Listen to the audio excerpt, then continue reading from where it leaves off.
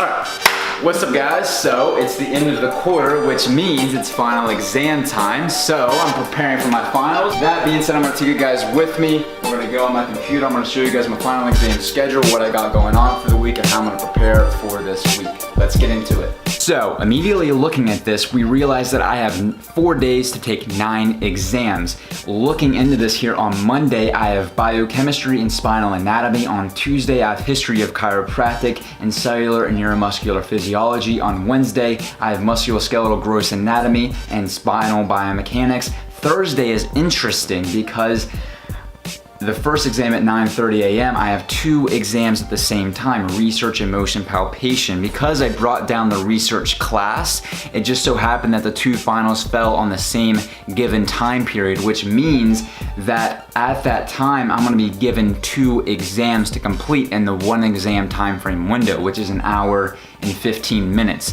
So I get to choose which exam I wanna take first, and then after I complete that exam, I wanna immediately go into taking the second exam and getting it completed in that time frame. So I believe I'm gonna choose to take my introduction to research exam first because I believe I can get that one done the quickest, and then I can transition into the MoPal exam because that's the most significant exam and I believe it's gonna take longer for me to take.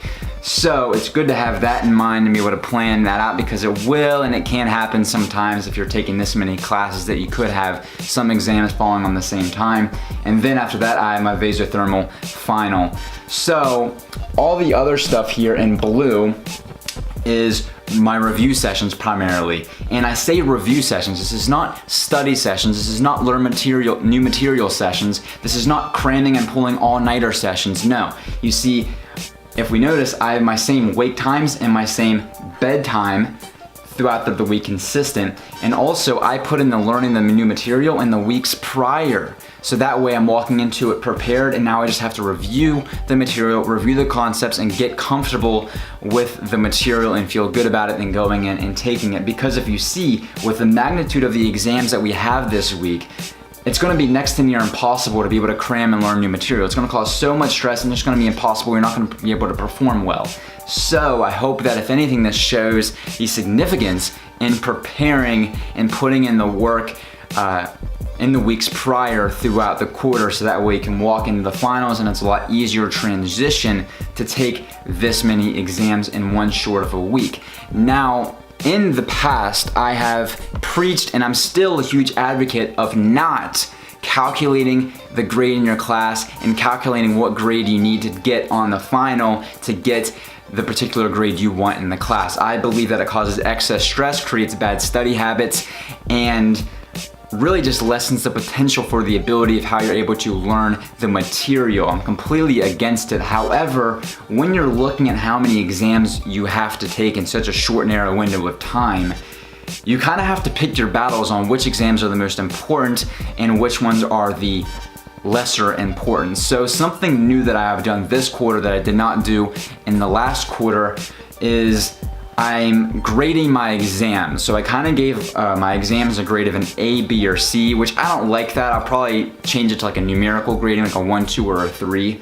But being an A or a 1 is my most difficult exams that I have, whereas a C or a 3 are my lesser important exams. And that's important because it just kind of, you know, it'll scale how much time I can put into a class to review and prepare for it.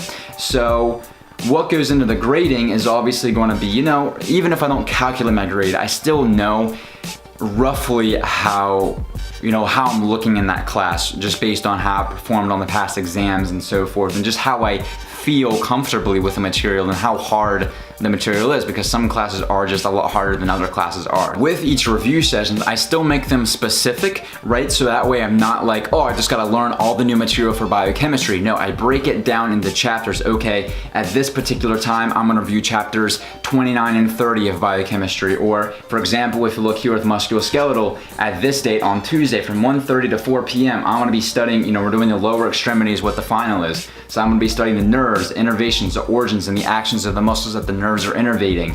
So that way I know specifically what I'm reviewing. It makes things more productive and really just gets my focus right. So that way I don't get carried on or overstressed and overwhelmed with the material. If I keep it very specific and organized, it helps just that trust and that faith in myself that, okay, I know what I need to do. Now I just gotta go out and perform throughout this week and bang it out.